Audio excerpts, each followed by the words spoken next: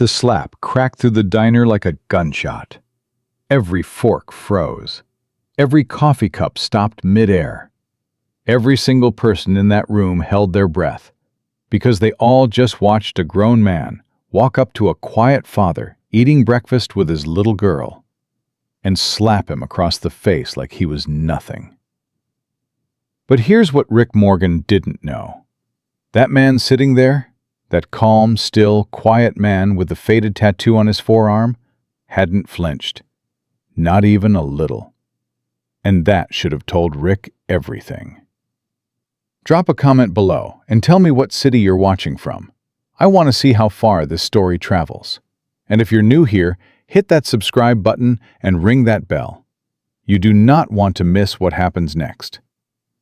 Luke Carter had learned a long time ago that silence was its own kind of armor. Not the silence of weakness. Not the silence of someone who had nothing to say, but the silence of a man who had seen enough of the world's noise. The kind of noise that got people killed. To know that quiet was precious. Quiet was earned. Quiet meant you were still standing when everything around you had already fallen apart. He sat in his usual booth at the Maple Ridge Diner, the one near the window, the one where the morning sun came in at a low angle and turned Ava's hair into something that looked almost golden. He noticed things like that now. He hadn't always. But since Sarah passed, he noticed everything about his daughter. The way she held her fork with both hands like she was still figuring it out. The way she kicked her feet under the table when she was happy. The way she talked to her pancakes before she ate them. "You ready?" Ava asked, looking down at her stack of 3. "For what?" Luke said, wrapping both hands around his coffee mug. "The ceremony." She said it completely seriously, like it was an established tradition. Which it was. She had invented it herself about 4 months ago, and Luke had never once questioned it. "I'm ready," he said. Ava cleared her throat, sat up straight, and addressed her plate. "Good morning, pancakes. Thank you for being here. We appreciate your sacrifice." Luke pressed his lips together hard to keep from smiling, because smiling would break the ceremony, and Ava took this very seriously. "You may now be eaten," she announced, and picked up her fork. Luke finally let himself smile then, turning it into the coffee mug so she wouldn't see him be soft about it. But the truth was, moments like this one, ridiculous, ordinary, unremarkable moments in a diner on a Tuesday morning, were the moments he held on to. The ones he replayed at 3 in the morning, when the house felt too quiet and the other side of the bed felt too wide. He had done a lot of things in his life that required discipline. Operations that required him to stay still for hours in conditions that would break most men. Decisions made in fractions of seconds that he would carry for the rest of his life. He had served with the best and buried some of them. He had come home to a wife who loved him, even when he couldn't always explain what was wrong. And he had built a life in Maple Ridge that looked, from the outside, like peace. And then Sarah got sick, and the peace became something he had to fight for all over again. A different kind of fight. Quieter. With no training manual. But Ava was here. Ava was 8 years old, and she held ceremonies for her pancakes. And she still grabbed his hand when they crossed the street, even though she was probably old enough not to. And that, all of that, was enough reason to get up every single morning and keep going. He took a sip of coffee and let the diner settle around him. He knew this place the way he knew most places he'd spent time in. Not just the layout, but the rhythm. Betty behind the counter, who'd worked there for 22 years and knew his order before he sat down. The couple in the corner booth, who came every Tuesday and never talked much, but always left holding hands. The old man by the door, who read the actual newspaper, the paper kind, and sighed at it every few minutes like it owed him an apology. Luke had been coming here for 3 years, since before Sarah passed, since after. It was one of the things that had stayed constant, and he valued constants more than most people understood. "Daddy," Ava said, chewing thoughtfully. "Yeah?" "do you think pancakes feel pain?" He considered this with complete seriousness, the way she deserved. "No," he said. "I think they feel honored." She seemed satisfied with that and went back to eating. The bell above the diner door jangled. Luke didn't look up right away. He registered the sound, registered the weight of footsteps that followed. Heavy, deliberate, the walk of someone who wanted to be heard. And then he heard the voice. "Betty, tell me you got something better than that burnt garbage from last week." Luke recognized the voice before he saw the face. Maple Ridge wasn't a big town. You learned people's voices before you knew their names. Sometimes. Rick Morgan's voice was the kind you learned fast. Loud, assured in a way that had nothing to do with actual confidence, and carrying that particular edge of a man who'd spent years getting his way by making everything slightly uncomfortable for everyone around him. Luke kept his eyes on his coffee. Rick Morgan was mid-40s, thick through the shoulders, the kind of man who'd probably been athletic once and now wore that history like a credential long after it had expired. He owned a landscaping company, employed half a dozen guys he paid as little as he could justify, and held some unofficial social position in Maple Ridge that existed mostly in his own head and the heads of the few people who wanted something from him. Luke had seen his type before, had served alongside variations of that type, actually. Men whose volume substituted for substance. The difference was, in the military, that type eventually got ground down into something more useful, or they washed out. In civilian life, they just kept being loud until someone or something stopped them. He watched Rick move to the counter, clap his hand on it twice like he was calling a meeting to order, and lean across toward Betty with that particular smile that wasn't really a smile. "We got what we got," Betty said, not looking up from the coffee she was pouring. "What you got is what I'm asking about, sweetheart." Betty set the coffee pot down and looked at him with the expression of a woman who had been dealing with difficult men for 22 years and had long since run out of patience for them. "Don't call me sweetheart, Rick. And the special today is the same as it's been every Tuesday for 11 years. If you don't like it, the Highway Diner's 20 minutes east." Rick laughed like this was hilarious rather than a dismissal. He grabbed a stool at the counter, swiveled on it like a teenager, and let his eyes wander around the room the way some men's eyes do, not looking for anything specific, just asserting a kind of ownership over whatever they landed on. His eyes landed on Luke. More specifically, they landed on Luke's forearm, resting on the table beside his coffee mug. On the tattoo there. Luke felt it, the attention, without looking up. He had a very finely calibrated sense for when he was being looked at. Occupational necessity once upon a time. "Hey," Rick called across the diner. Luke looked up. Rick was pointing at his forearm. "That military?" Luke held his gaze steady. "Yes." "What branch?" "Army."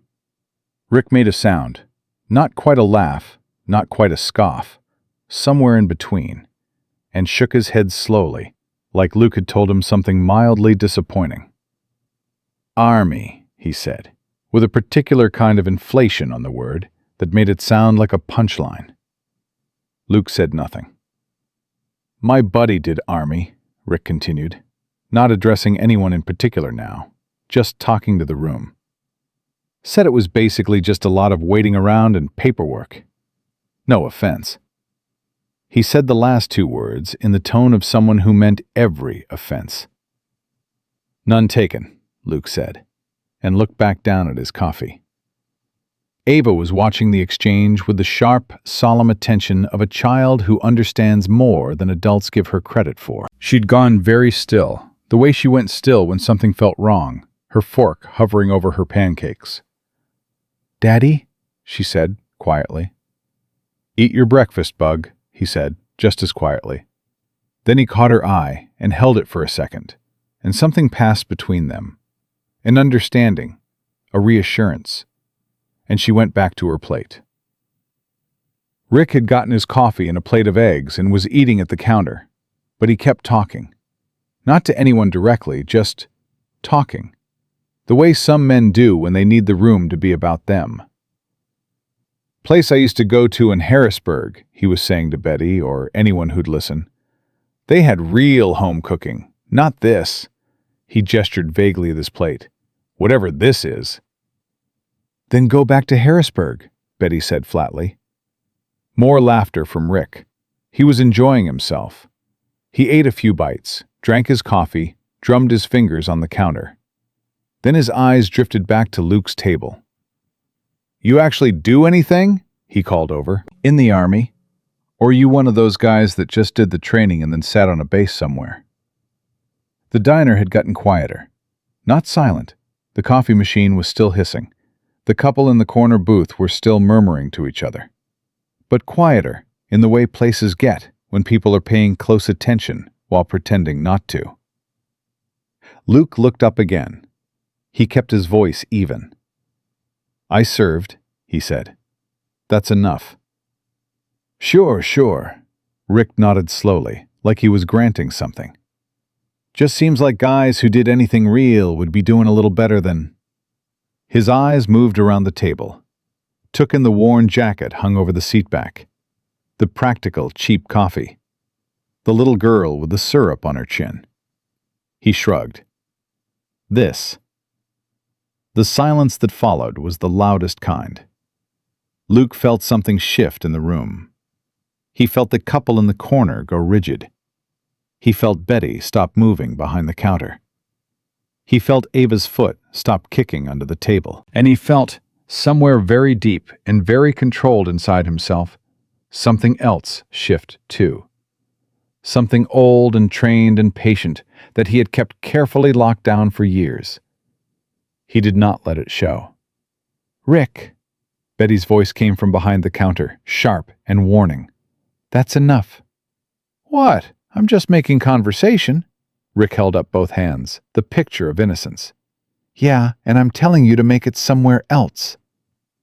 Rick pushed his plate forward with one finger, a gesture of theatrical offense.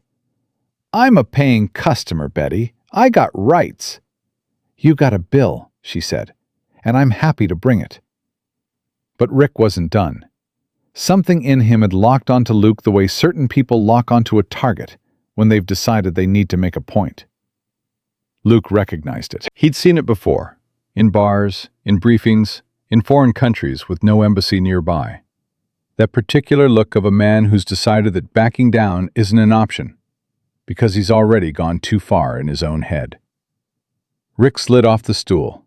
He picked up his coffee cup and walked it across the diner like he was just stretching his legs, like he was going nowhere in particular. But he was going somewhere particular. He stopped at Luke's booth. Ava looked up at him with wide eyes. Luke stayed exactly where he was, hands around his mug, shoulders relaxed, eyes level. "No hard feelings," Rick said, which was the thing people said when they were about to try to create some. He nodded at the tattoo again. "What is that anyway? Some kind of, special forces thing?" Luke didn't answer. "Because I saw one like it before, on a guy at a gun show over in Clinton. He was real proud of it, kept going on about his unit, his training." Rick paused. "Crying shame, though. The whole tough soldier act. Like, what's the point? You come home and you're still just—" Another look at the table, at Ava, at Luke. "Just some guy." "Daddy." Ava's voice was very small. "It's okay, Bug," Luke said. His eyes never left Rick's face. His voice was absolutely calm. "Sir," he said, and the word was respectful in syllable only. "I'd appreciate it if you walked back to the counter." Rick tilted his head, smiled. "Yeah?" "Yeah." Something moved behind Rick's eyes, a flicker of calculation, a decision being made, badly. His jaw set. He leaned forward with one hand on the table, bringing his face closer to Luke's level, and lowered his voice in a way that was still completely audible to everyone in the room. "The thing about guys like you," Rick said, "is you think that tattoo makes you somebody. You think you can sit there looking all quiet and hard, and people are supposed to just, what, respect you? For what? Losing? For coming home to nothing?" Luke said nothing. "Your kid's sitting right there," Rick said. "Maybe teach her what it actually looks like when a man handles himself, instead of just sitting there taking it." The room was completely still, and then Rick Morgan drew his hand back and slapped Luke Carter across the face. The sound was sharp and clean, and it cut through the diner like something breaking. Ava made a sound that wasn't quite a word. Betty said, "Rick!" And Luke Carter, Delta Force veteran, man who had operated in 4 countries under conditions that don't appear on any official record, man who had spent years training his body and his mind into the most precise instrument of controlled force that the United States Army knew how to build, sat completely still. His head had moved with the impact, just slightly, just enough to absorb it correctly. And then it came back, and his eyes came back with it, and they found Rick Morgan's face with an expression that was not anger. It was something much, much quieter than anger. Rick's smile faltered, just at the edges, just enough. "Try something," Rick said, but his voice had changed, just a fraction. The bluster was still there, but underneath it, something had noticed something, the way an animal notices a shift in the air before the weather turns. Luke looked at him for a long moment. Then he looked down at Ava. She was sitting completely still, her pancakes forgotten, her eyes moving between her father's face and the man standing over their table. And what Luke saw in her face, not fear exactly, but something adjacent to it, something that a daughter shouldn't have to feel while having breakfast with her dad on a Tuesday, was the thing that moved in him more than the slap had. He set his coffee mug down carefully on the table. He put both palms flat on the surface, and he began, very slowly, to stand. Later, people who were in that diner would describe it differently. Some would say it was like watching a different person stand up. Some would say it was like the temperature in the room dropped.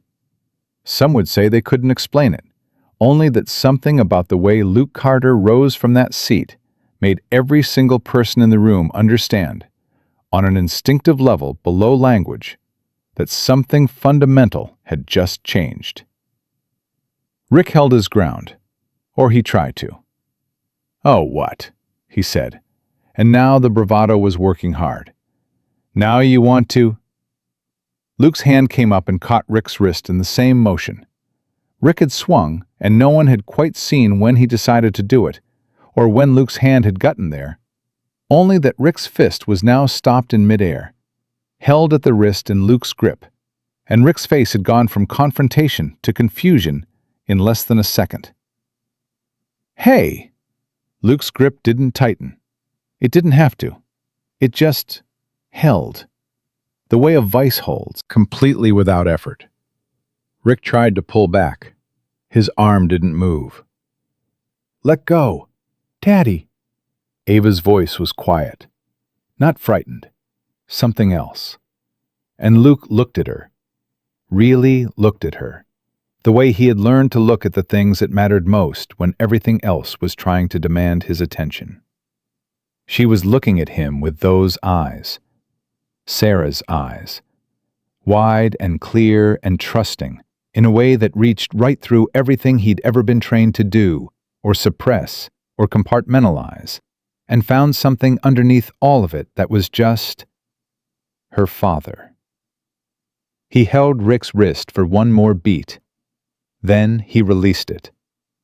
Rick stumbled back half a step, catching himself against the neighboring table, his face cycling through confusion and humiliation and something that might have been, if you looked fast enough, the beginning of genuine fear.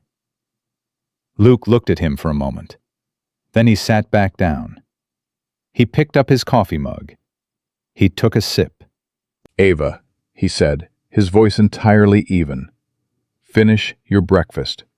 The diner held its breath. And Ava Carter, 8 years old, picked up her fork.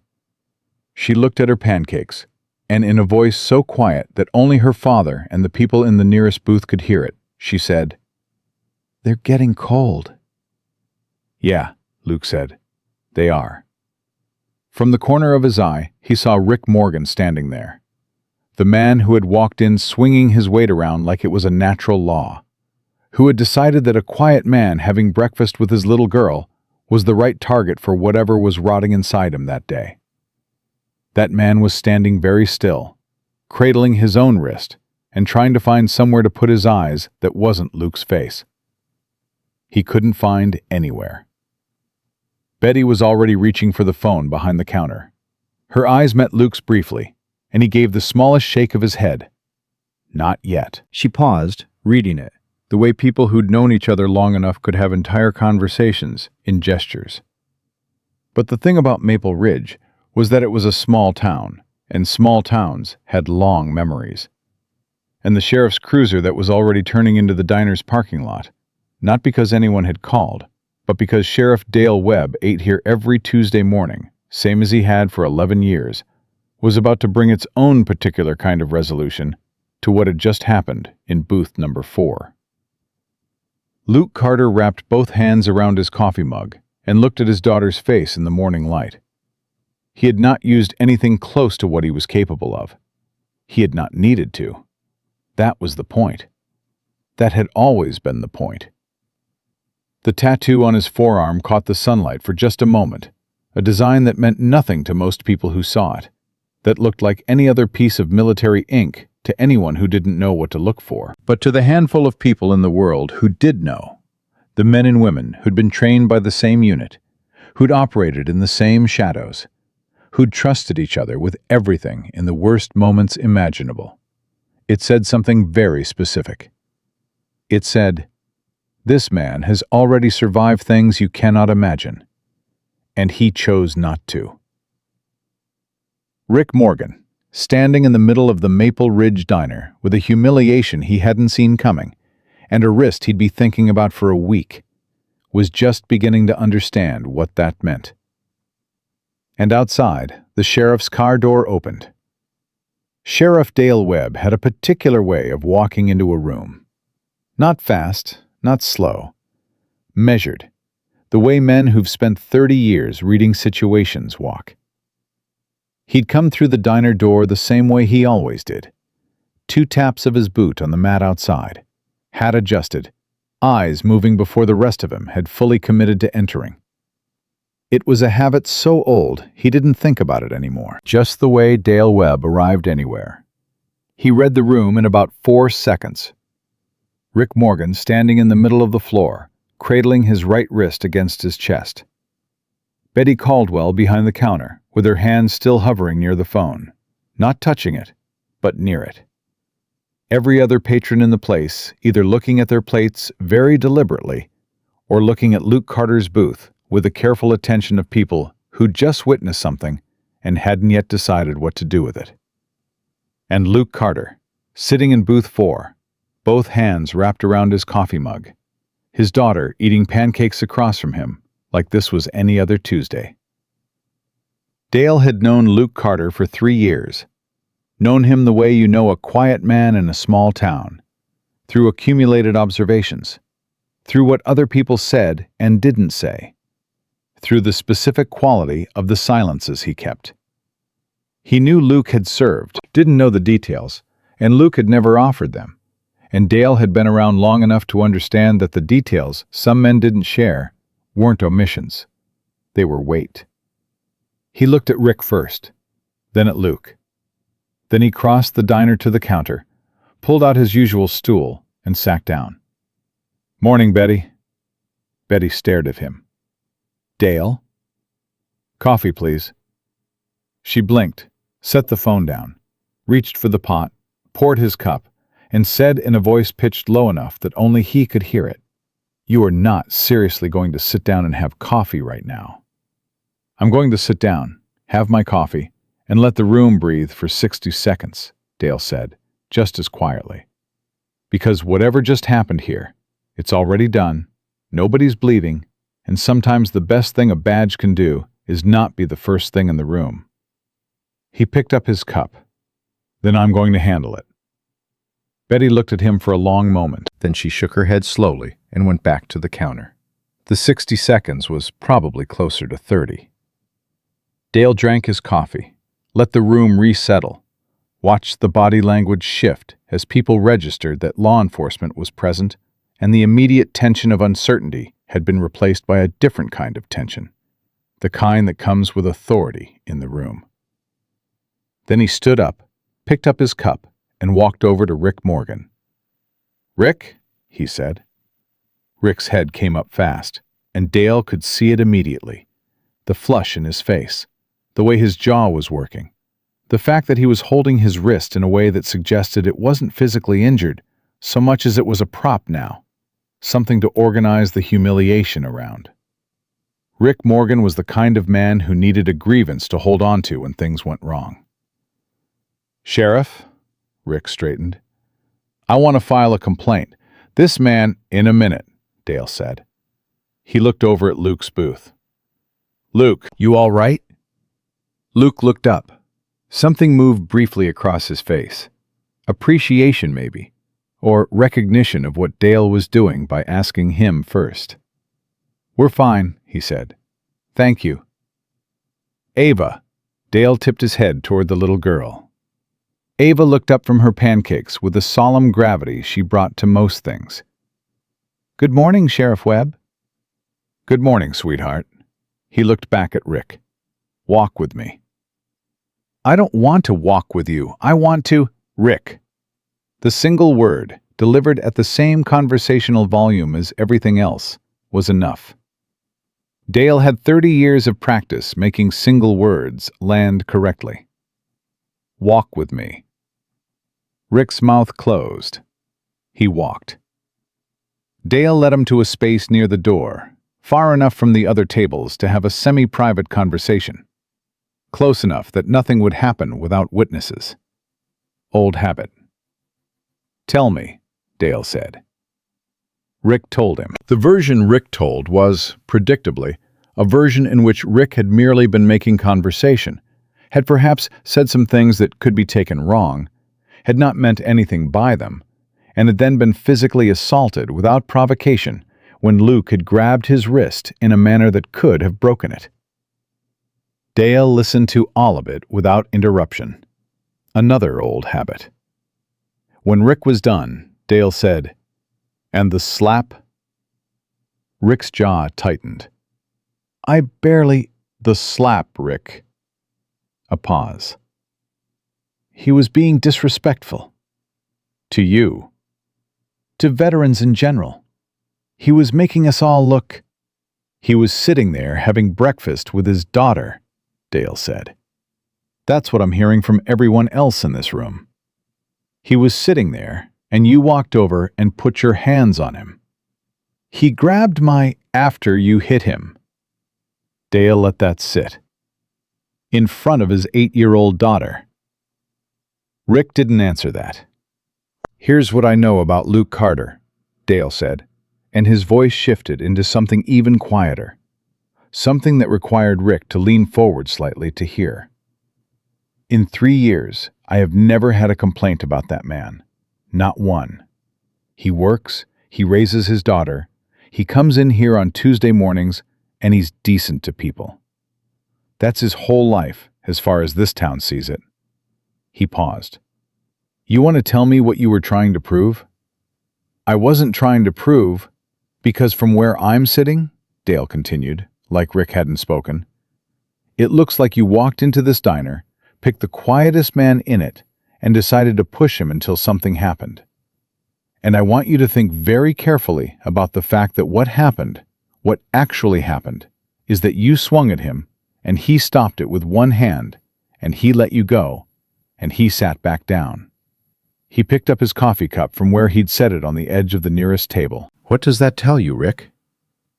Rick's face was a complicated thing right then. Dale watched the calculations moving behind his eyes. The anger looking for a direction. The humiliation looking for a target.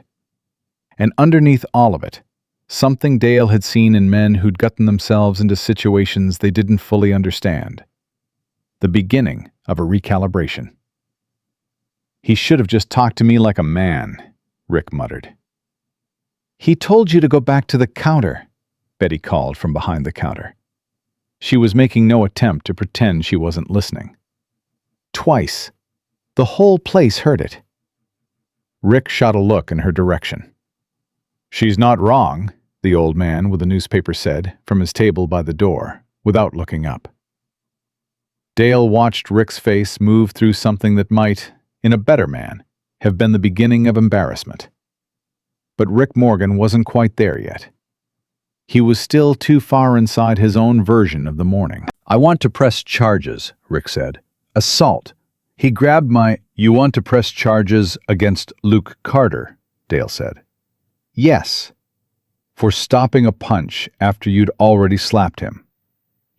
In front of witnesses." Dale gestured, without looking, at the room full of people who were all watching with the undisguised attention of a town that had run out of pretending not to look. "All of whom I'll be speaking to individually." He took another sip of coffee. "You sure that's the path you want to start down?" The silence that followed was long enough to be its own answer. At booth 4, Ava was telling Luke something in a low voice. Luke was leaning forward slightly, his elbows on the table, listening to her with the focused attention he always gave her. No distractions, no half-presence, all of him aimed at what she was saying. From across the diner, Dale couldn't hear the words, but he could see Luke nod, and then say something back that made Ava look down at her plate, and then back up at her father, with an expression that was part reassurance received, part something older than 8 years old had any right to be. That kid had been through a lot, Dale thought. They both had. Rick was still standing there, working through something internally. Dale waited. He was good at waiting. "What I said," Rick started, and stopped. About his service." Another stop. Rick was looking at the floor now. "I don't know what he did over there. I was talking." "You were performing," Dale said. It wasn't an accusation, just an observation. "For the room. And it didn't land the way you thought it would. And then you doubled down because that's what you do." He set his coffee cup down on the table. "Rick, I've known you 12 years. You're not a bad man. But you've got a mean edge when you want an audience. And one of these days, that edge is going to find someone who handles it very differently than Luke Carter did today. And I'm not going to be able to do much about it after the fact." Rick looked up at that. "That man," Dale said, nodding toward booth 4, "made a choice this morning. A specific, deliberate choice. I don't know his full story, and neither do you. But I know enough about the men who wear that particular ink to understand that the choice he made cost him something. And he made it anyway, because his daughter was watching." He picked up his hat, which he'd set brim up on the table. "That's not weakness, Rick. That's the opposite of weakness. And I think somewhere underneath all that noise you were making, you know that." Rick said nothing for a long time. He looked at his wrist, turned it over. It was fine, not even red. "Am I being arrested?" he asked finally. "That depends," Dale said, "on whether Luke Carter wants to press charges for the slap, which is his right." He looked over at the booth. "Luke?" Luke looked up. "You want to make this official?" There was a pause. Luke glanced at Ava, who had stopped eating and was watching her father's face with that careful, reading attention she had. That way she had of watching him make decisions, like she was learning something each time. "No," Luke said. Rick's shoulders came down about an inch. "But," Luke said, and his voice was even and measured, and carried to every corner of the room without being raised. "I'd like him to apologize to my daughter." The room went very quiet again. Rick looked at Luke, then at Ava. Ava looked back at him with Sarah's eyes, clear and steady, and entirely without performance. Dale watched Rick Morgan stand there in the middle of the Maple Ridge Diner, with every person in the place waiting. And he watched the calculations run out and leave Rick with nothing but the moment itself. Rick walked to the booth. He stopped about 2 feet back. He didn't look at Luke, or maybe couldn't quite, yet. He looked at Ava. "Hey," he said.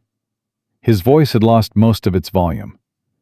"I'm sorry for—" He stopped, cleared his throat. "For making a scene, while you were having your breakfast. That wasn't right." Ava looked at him for a moment. Then she nodded once, with the gravity of someone accepting something real. "Okay," she said. Rick stood there for another second, like he might say something else. Then he turned and went back to the counter, put enough money down to cover his bill and then some, and walked out of the diner without another word. The bell above the door jangled once and then settled. The room exhaled. Betty poured Dale another coffee without being asked. The couple in the corner booth resumed their quiet murmuring. The old man with the newspaper turned a page and sighed at it. Somewhere in the kitchen, something was sizzling. Dale carried his cup to booth 4 and stood at the edge of it. "Mind?" he said, nodding at the seat across from Luke, beside Ava. "Go ahead." He sat down. Ava scooted toward the window to make room, looking up at him with a particular expression of a child who is processing multiple large things simultaneously, and doing it remarkably well. "You doing okay, kiddo?" Dale asked her. "I'm okay," she said. And then, after a beat, "He was very rude." "He was," Dale agreed. "My dad was very calm." "He was that too." Ava considered her pancakes, which had gone cold. "I think that's harder," she said, with the certainty of someone who'd thought about it carefully. "Being calm. When someone's mean. I think that's harder than being mad." Dale looked at Luke. Luke was looking at his daughter with an expression that Dale would carry with him for a long time. Something about the rawness of it. The way a man's face changes when his child articulates something that took him years to learn. "Yeah, Bug," Luke said quietly. "It is harder." "But you did it." "I tried." "You did it," she said again, with the definitiveness of 8 years old, and picked up her fork and started eating again. Dale let the quiet sit for a moment. Then he said, to Luke and not Ava, at a register that was meant for just the two of them, "That tattoo." Luke looked at him. "I've seen it once before," Dale said. "On a man I served with, a long time ago, before I came to Maple Ridge, before I had any idea that something like that existed." He wrapped his hands around his coffee mug. He never talked about it either. Luke held his gaze, didn't confirm, didn't deny, just held it. "I'm not asking," Dale said. "Just saying I know enough to understand what you didn't do today, and what it took not to do it." Luke was quiet for a moment. Then he said, "He's got a daughter, too, Rick. I remember seeing them at the hardware store once, maybe a year ago. She looked about Ava's age." Dale hadn't expected that. He thought about it. "Yeah," he said, "he does." "Men like that," Luke said, and he was choosing his words the way he did everything, carefully, without waste. "They're usually carrying something. It doesn't make it okay, but it's usually there." "You feeling sorry for the man who just slapped you?" "No," Luke said it simply. "But I don't need him to be a monster for what happened to be wrong." He took a sip of his coffee, which was also cold by now. He didn't seem to notice or mind. Ava doesn't need to see me treat a struggling man like an enemy. She needs to see me treat a wrong thing like a wrong thing. There's a difference. Dale sat with that for a long moment. Luke, he said finally. Yeah? Is there anything about your situation, yours and Ava's, that you need help with? Not about today, generally. I know you're doing it alone, and I know... He stopped, restarted. I know this town doesn't always step up the way it should, and I know I don't always ask the right questions. Luke looked at him. Something moved through his face that was brief and complicated, and then settled back into the quietness he kept. We're all right, he said. Okay. But...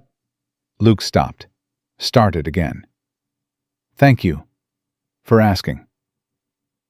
Betty arrived at the table then, unrequested, with a fresh plate of pancakes that she set in front of Ava without ceremony. On the house, she said, not quite meeting anyone's eyes. Ava looked at the hot pancakes, looked at Betty. Thank you, Miss Betty. Don't mention it, sweetheart. Betty turned back toward the counter, and if her voice was slightly rougher than usual, nobody said anything about it. Ava looked at her new plate for a moment. Then she straightened up and cleared her throat and addressed the pancakes with the full gravity of the ceremony. Good morning, she said to them. Thank you for being here. We appreciate your sacrifice. Luke pressed his lips together against the smile. You may now be eaten, Ava announced, and picked up her fork. Dale Webb looked at Luke Carter over his coffee cup and saw the smile finally break through, real and unguarded and there and gone in a second, the way smiles are when they come from somewhere that means it. He looked down at his own coffee. 30 years on the job and a Tuesday morning in this diner had just reminded him of something he'd been letting himself forget. That dignity was not a complicated thing. It didn't require an audience or a script or a particular kind of past. It was just the decision, made over and over in small moments, to be the thing you most wanted your children to see. Outside, through the diner window, he could see Rick Morgan's truck still sitting in the parking lot. Rick was inside it, not moving, just sitting there with both hands on the steering wheel, staring at nothing. Dale watched him for a moment. He'd go out and check in a minute. Not to press anything, just to check. But first, he finished his coffee. He listened to Ava tell her father about a book she was reading at school, something about a girl who could talk to horses, and watched Luke listen to her with that total, unhurried attention that was the most expensive gift a parent could give, and thought about the fact that the hardest battles are almost never the ones anyone else sees. Then the bell above the diner door jangled again, and Dale looked up, and something shifted in the room a second time. A different kind of shifting, quieter, but somehow heavier. Because the man who had just walked in was not anyone Dale Webb had been expecting. He was older, maybe 60, wearing a jacket that had the specific functional quality of someone who had never stopped thinking about how they moved in their clothes. His eyes went around the room in the same way Dale's always did. Fast, complete, landing last on booth 4. And the expression on his face when they found Luke Carter there wasn't surprise. It was recognition. Luke looked up, and for the first time that morning, something in his face changed in a way that wasn't controlled. Something that was older than Maple Ridge, older than single fatherhood, older than the last 3 years of holding himself together. The man walked to the booth and stopped. He looked at Luke for a long moment. Then he looked at Ava. She's got her mother's eyes, the man said. Luke was very still. Yeah, he said. She does. The man looked back at him. I heard you were here, he said. Took me 3 years to make it. You could have called. I could have, the man agreed. But some things you say in person. He glanced at the seat beside Luke, the question in it. Luke nodded. The man sat down. Dale Webb looked between them, and the texture of what was happening in this booth had shifted into something that was no longer about Rick Morgan, or the slap, or the morning's particular drama. It was something older, something that had been waiting. He stood up from his seat quietly. "I'll leave you to it," he said, to no one in particular. Luke looked up. "Dale?" "Yeah?" "Thank you for this morning." "Don't thank me," Dale said. "You handled it." He put his hat on, nodded to the man beside Luke, whose name he didn't know and felt he shouldn't ask, and walked back to the counter, where Betty was watching him with raised eyebrows. "You know who that is?" she said quietly, as he set down his cup. "No," Dale said. Betty looked toward the booth. "He was here about 2 years ago, just briefly. Didn't eat, just asked if a man named Carter came in here regular." She paused. "I told him yes, and I told him Tuesdays." Dale looked at her. "You never told Luke?" "No." She picked up the coffee pot. "Figured if someone was looking for you, you probably knew them. And if you knew them, they'd find you when it was time." She refilled his cup. "And now it's time, I guess."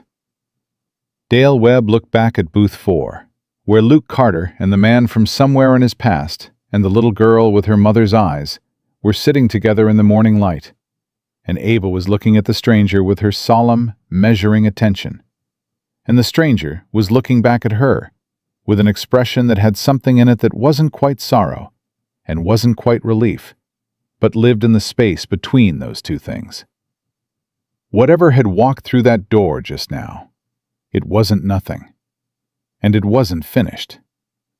But Dale Webb was a man who understood timing, and this wasn't his moment. He drank his coffee, left his money on the counter, always a little more than he owed, always had, and walked back out into the Tuesday morning, past Rick Morgan's truck, where Rick still sat, hands on the wheel, starting to look like a man who was doing something unfamiliar and uncomfortable. Dale tapped on the window as he passed. Rick rolled it down.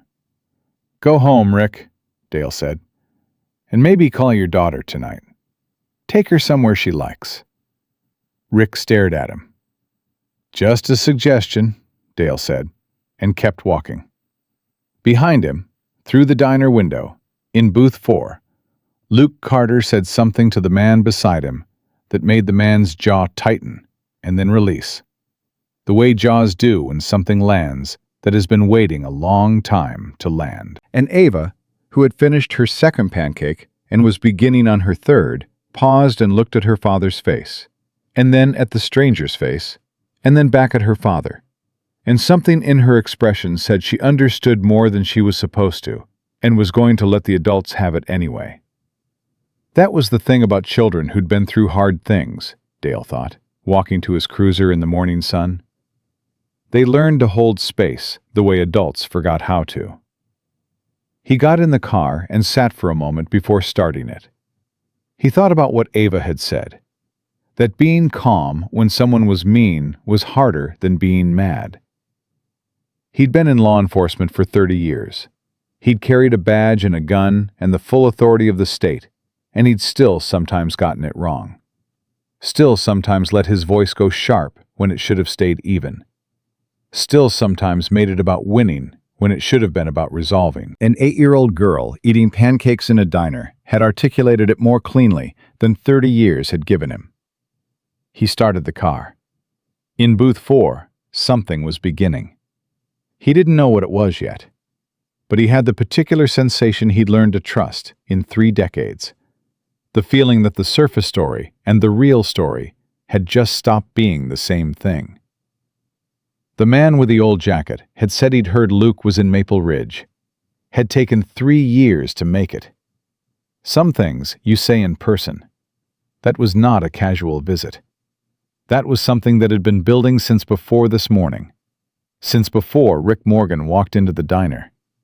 Since before the slap that had cracked through this ordinary Tuesday like a signal flare. And Dale Webb, Pulling out of the Maple Ridge Diner parking lot, had the feeling that the real story of Luke Carter, the one underneath the quiet, underneath the flannel shirt, underneath the 3 years of holding himself together in this small town, was finally, on this particular Tuesday morning, beginning to surface.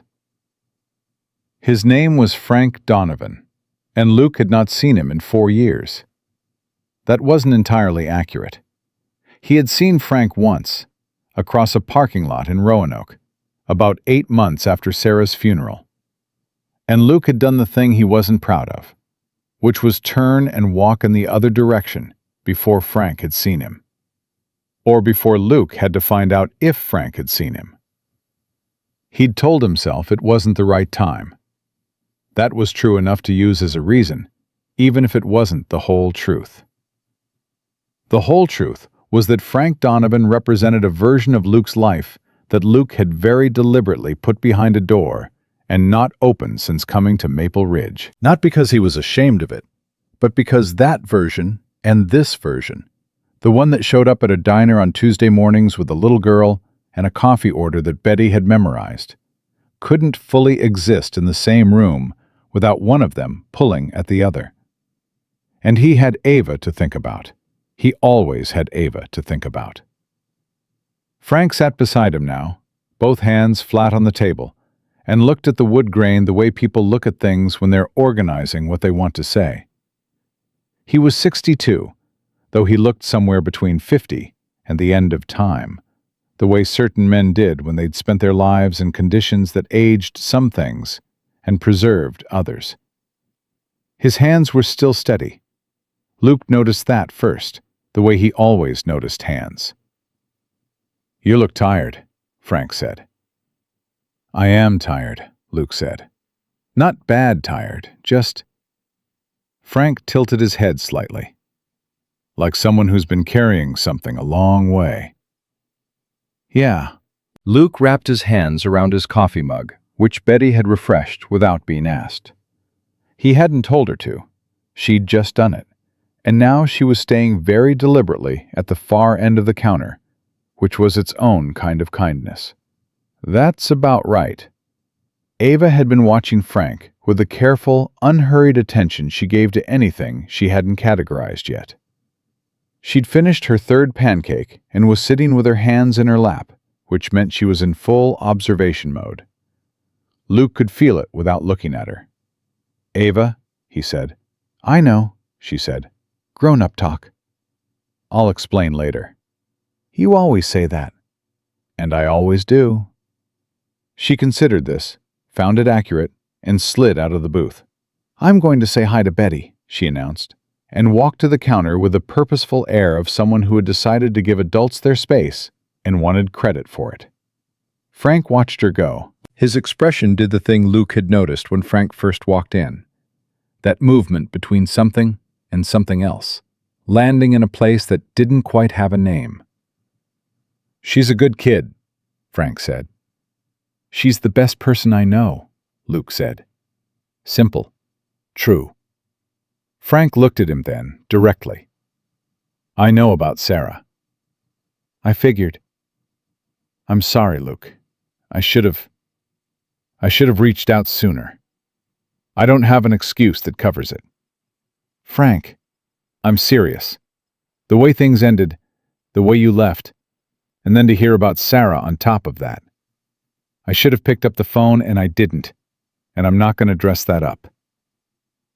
Luke was quiet for a moment. There was something in the directness of it that he'd forgotten about Frank Donovan. The man had operated in environments where vagueness got people killed, and that had sanded away his ability to dance around things he felt were important. Most of the time, that quality was exhausting. Right now, it was something like relief. "It's done," Luke said. "You're here now." "I'm here now," Frank agreed. He looked at his hands. "Had a hell of a Tuesday morning getting to this point, though, from what I just walked into." "Heard that, did you?" "Hard not to. Betty filled me in on the broad strokes while you were watching me walk across the parking lot." Luke almost smiled. "She's efficient."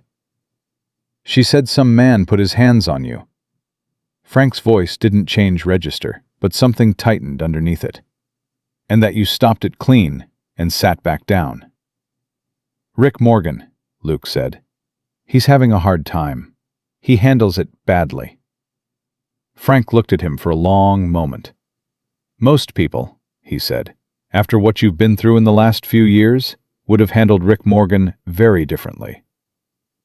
Ava was right there. Ava being there didn't stop that from being your right. No, Luke said, but it changed what the right thing was. He looked across the counter to where Ava was now in apparently serious conversation with Betty about something that had Betty smiling for the first time all morning. She's watching everything I do, storing it. She'll be pulling those files out for the rest of her life. He paused. I want her to pull out the right ones. Frank was quiet. He was good at quiet, too.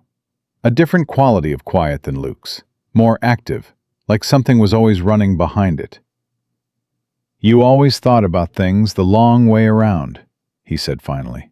Not a criticism, an observation. Is that why you're here? Luke said. To tell me I think too much? No.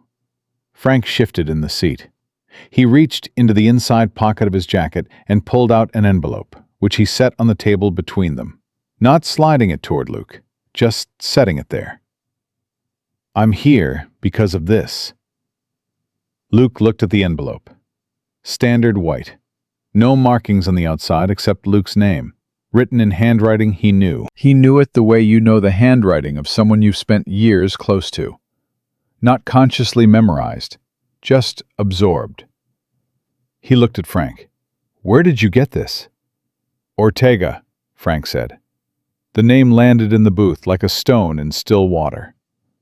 Marcus Ortega had been the best of them, which was saying something in a unit where the baseline for competence was already in the stratosphere. He'd been Luke's closest friend for 6 years.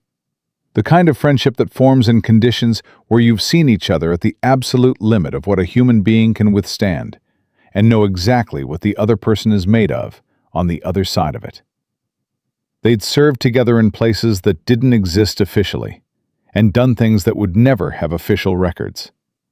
They pulled each other out of situations that neither of them had fully talked about, even to each other. Because some things exist in a category where language doesn't quite reach. And Marcus Ortega had died 18 months ago. Luke knew this. He'd gotten the call from Frank, the real version of Frank reaching out sooner. And he'd sat in his kitchen in Maple Ridge after Ava was asleep. And he'd felt the loss of it, the way he felt all the big losses now. Which was in the body first, and the mind second. A physical thing, before it became a thought. He hadn't been able to go to the service. There wasn't a service, not really. Not for men like Marcus. There was just an absence where there had been a presence, and you carry that. He reached out and picked up the envelope. He didn't open it. Not yet. He wrote it about 3 months before, Frank said. Knew things were heading where they were heading. He gave it to me with instructions. He paused. The instructions were to deliver it personally, not to send it. To wait until the time was right and take it to Luke myself and make sure he read it with someone present.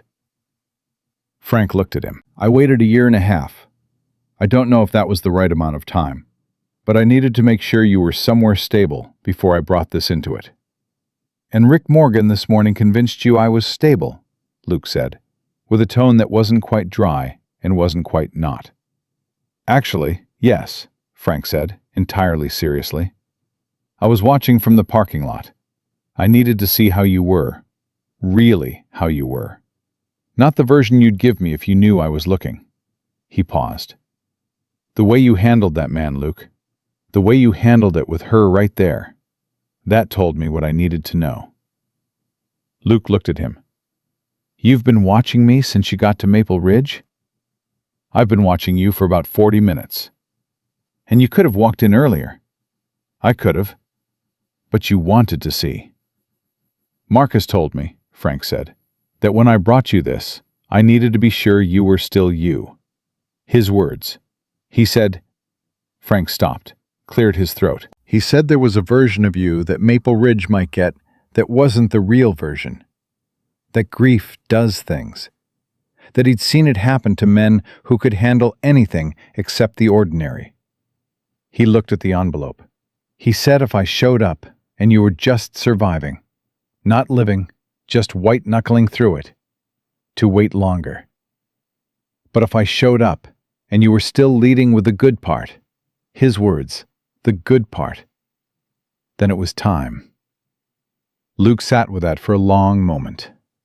Leading with the good part. He could hear Marcus saying it. Marcus had had a particular vocabulary. Not flowery, not performative, but precise in a way that landed in unexpected places.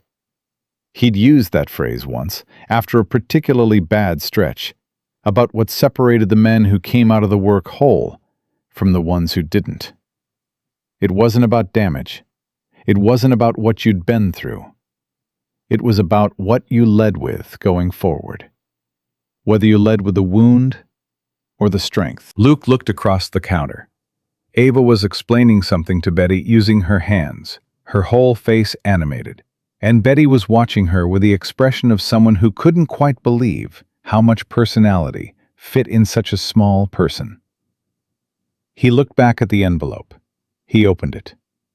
The letter was 2 pages, handwritten, and reading Marcus Ortega's handwriting after 18 months of its absence was the particular kind of pain that arrives quietly and then expands. The kind you don't try to manage, just let move through. He read it. Frank sat beside him and said nothing. The diner went about its business around them, and somewhere in the kitchen, things sizzled. And outside, the Tuesday morning continued, and Luke Carter read the letter his dead friend had written him 3 months before dying. And when he was finished, he set it on the table and looked at the wood grain for a moment. He knew, Luke said. He knew a lot of things, Frank said quietly. He knew about the offer. Frank nodded. The offer.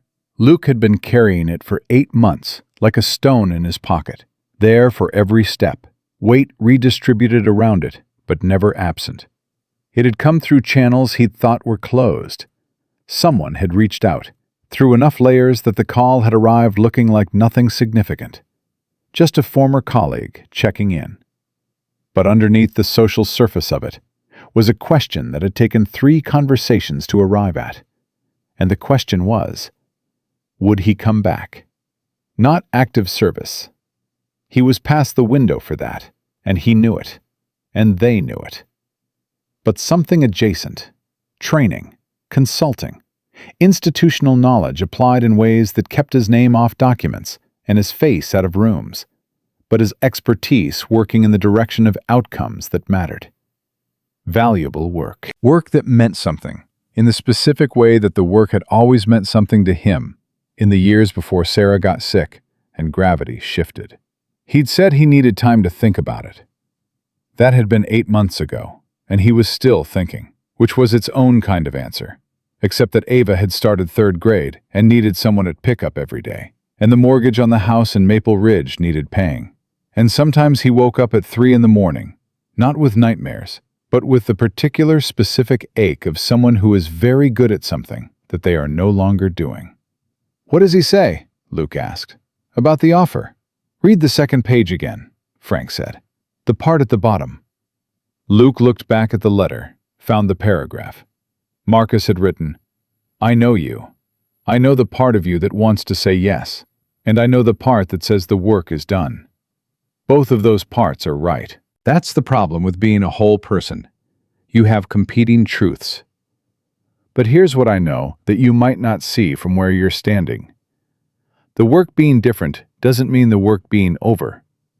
You just have to figure out what form it takes now. The main job is already in Booth 4 at the Maple Ridge Diner every Tuesday morning. Build everything else around that. Don't let anyone, including yourself, tell you those 2 things can't coexist." Luke set the letter down again. "He wrote this before he knew about Sarah," Luke said. Yes. And he still...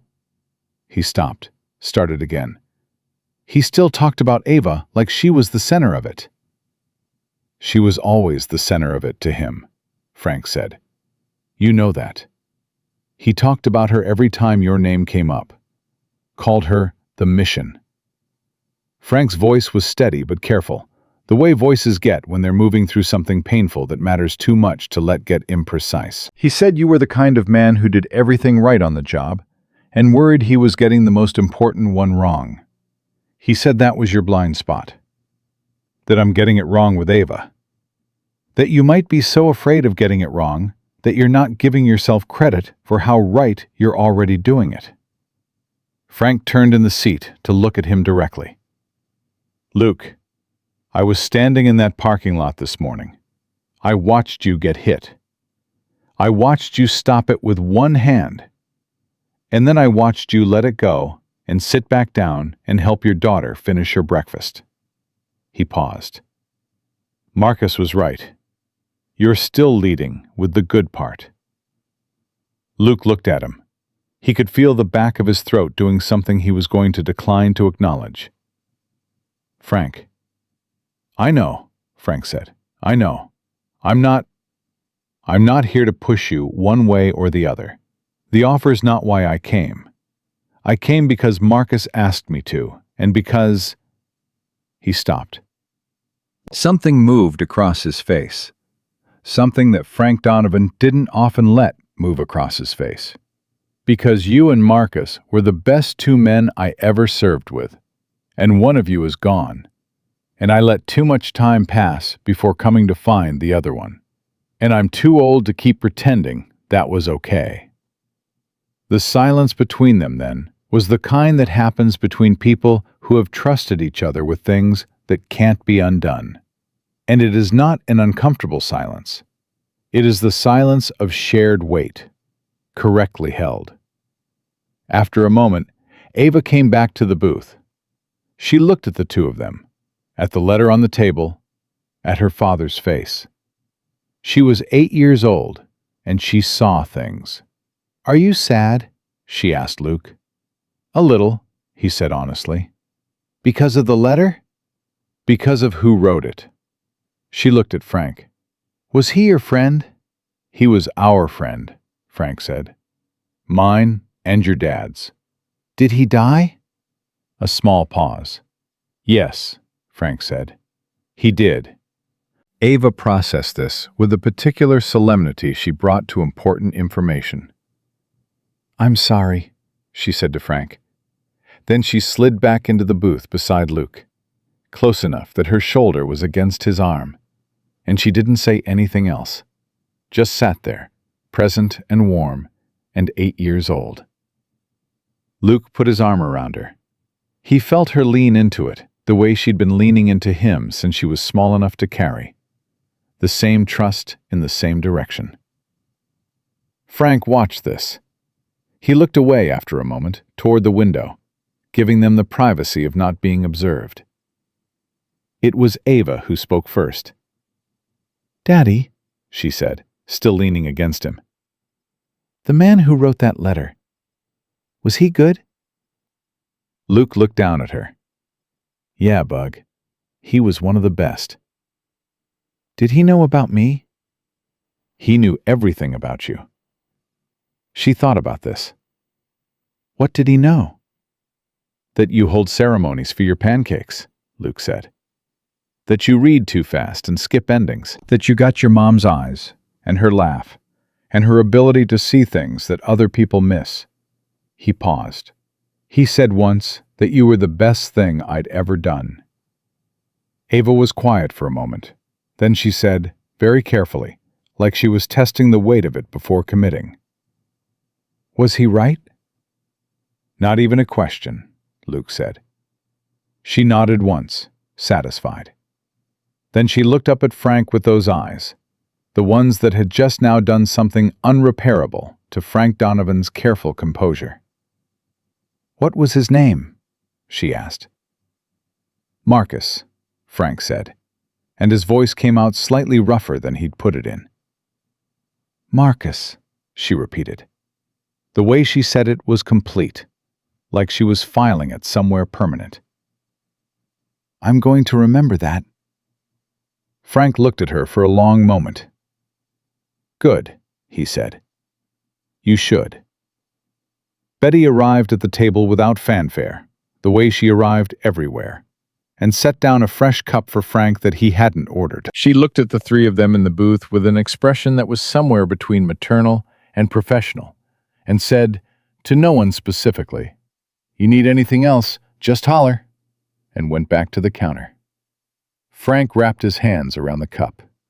"There's one more thing," he said, and his voice had shifted back into the register of business, the specific neutral tone of men who have been trained to deliver information without coloring it. "About the offer." Luke looked at him. "It's changed," Frank said. "The scope of it. What they're asking for. It's not what it was 8 months ago. It's more specific now. And there's a reason they came back to you specifically, rather than running it through someone already inside." He paused. "I'm not here to pitch it. I'm here to tell you that if you want to hear it, the door is still open. And if you don't, I'll tell them to close the file, and that'll be the end of it. And you'll never hear about it again." He looked at Luke directly. "But I needed to tell you that it exists, because Marcus would have told you, and because you deserve to make the choice with the full information." Luke sat with this. He could feel Ava against his side, warm and present, her breathing even and slow. And he thought about what Marcus had written, the two competing truths that were both right, and the main job being in booth 4. "What kind of scope?" he said, finally. Frank glanced at Ava. "She's hearing everything anyway," Luke said, not unkindly. "She just won't repeat it." Ava nodded solemnly, confirming this as accurate. Frank almost smiled. He looked at Luke. "Not field work. You know that's off the table. What they need is institutional knowledge, specifically around 3 or 4 individuals whose histories intersect with operations you were part of. They need someone who can look at a set of data and tell them what they're looking at. Context that doesn't exist in any file." "Desk work," Luke said. "Smart work," Frank said. "Work that can be done from here, for the most part. They'd need you in 3 places, maybe 4, over the course of about 6 months. A week at a time, maximum. The rest is remote." Luke looked at the table. Ava could come with him, for a week, if Betty or someone could manage mornings. He'd thought through versions of this logistics problem more times than he'd admitted to himself. "I'm not saying yes," he said. "I know. I'm not saying no either." "I know that too." Frank reached into his jacket and produced a card. Just a phone number, no name, no agency identifier. He set it beside the envelope. "Take whatever time you need. This isn't going anywhere in the next month." He paused. "And neither am I, by the way. I'm in Maple Ridge for a week, whether you like it or not. Already got a room at the Motor Inn off Route 11. Luke looked at him. "You assume a lot." "I've known you 17 years, Frank said. "I know you're not going to send me away. You're too polite, and you're too glad I'm here. And the only person in this booth who'd tell me off if she wanted to is this one." He nodded at Ava. "So I'm counting on her to be the check on my arrogance." Ava looked at him with steady eyes. "You can stay," she said, with the authority of someone who had just decided it. "But you have to come to my school thing on Thursday, if you're still here. I'm doing a presentation." Frank blinked. "About what?" "A person I admire," she said. "I'm doing mine about my dad." The booth went very quiet. Luke looked down at his daughter. She looked up at him with an expression that was entirely matter-of-fact, because to her, it was entirely matter-of-fact. Because 8-year-olds do not always understand what it costs to be admired, only that they have chosen the right person to give that particular gift to. Frank looked at Luke. Luke looked at Frank. Something passed between them that was too old and too specific to require a name. "I'd be honored," Frank said, to Ava, and meant it in a way that reached considerably deeper than the word. Ava nodded, satisfied, and then turned back to the remains of her breakfast and began arranging the leftover syrup on her plate into a pattern that meant something to her, humming something low under her breath, utterly at ease in the way that children are when they are surrounded by people they trust. Luke Carter looked at the letter on the table, at the card beside it, at Frank Donovan's profile as the older man looked out the window with the expression of a man who has done the thing he came to do and is letting the outcome settle. He picked up the letter carefully, folded it along its original creases, and put it back in the envelope. He put the envelope in the inside pocket of his flannel jacket, close to his chest. He would read it again tonight, after Ava was asleep. And the night after that, probably. He would sit in the kitchen in the quiet of the house in Maple Ridge and read his dead friend's handwriting and let himself feel the whole weight of it, because that was what it deserved. But right now, Ava was humming, and Frank was here, and Betty was behind the counter, running her diner with a competence she'd been bringing to it for 22 years, and the morning light was doing something specific to the surface of the table that made the coffee cups cast long shadows. And Luke Carter was, against the arithmetic of the last several years, exactly where he was supposed to be. The diner's bell jangled again. Luke looked up, habit and training, and something older than both. And the man who walked in was not anyone who had anything to do with the morning story. Just a regular Tuesday patron, a contractor named Ed, who came in 3 days a week and always ordered the same thing, and always left a fair tip. But the sound of the bell had made Frank look up too, and their eyes met briefly across the booth in the way of men who've spent years being alert in the same rooms. And then both of them let it go and came back to the table. "Coffee?" Luke said. "God, yes," Frank said. Luke raised a hand toward Betty, who saw it and reached for the pot in the same motion, the seamless efficiency of a woman who ran her room like Luke had once run his team, knowing where everyone was, what everyone needed, and how to get it there before anyone had to ask twice. And outside in the parking lot of the Maple Ridge Diner, Rick Morgan's truck was finally gone, its space empty in the morning sun, the man in it carrying something he hadn't walked in with. Not a grievance, not a performance, but something quieter and harder and longer lasting. The kind of thing that happens when you go up against a truly still man and find out that the stillness is the deepest part of him. Luke didn't know what Rick would do with that. He didn't know if Rick was capable of doing anything useful with it. But he'd given him the space to try, and that was the limit of what one man could do for another man who hadn't asked for anything except a target. He'd given him the space. He'd done it in front of his daughter.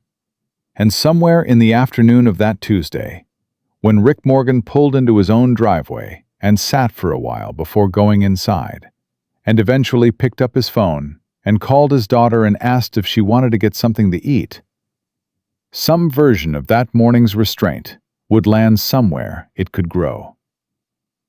Luke didn't know that. He couldn't know that.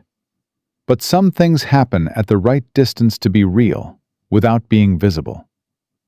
And the truth about quiet strength is that it moves through rooms long after the man who carried it has gone back to his coffee. Frank Donovan stayed in Maple Ridge that week the way he did most things, quietly, without making a production of it, fitting himself into the edges of Luke's routine like he'd always been there. He ate breakfast at the diner Tuesday and Wednesday. He helped Luke replace a section of fence on the north side of the property Thursday morning, without being asked. Just showed up with work gloves and the specific look of a man who needed to do something with his hands. He came to Ava's school presentation Thursday afternoon and sat in a plastic chair 2 sizes too small for him, with the careful attention of a man who had sat in a great many uncomfortable situations and understood that the discomfort was never the point. Ava's presentation was 6 minutes long. She had note cards that she mostly didn't look at. She talked about her father the way she talked about most things she'd thought hard about. Directly, without ornamentation, with a precision that occasionally startled the adults in the room.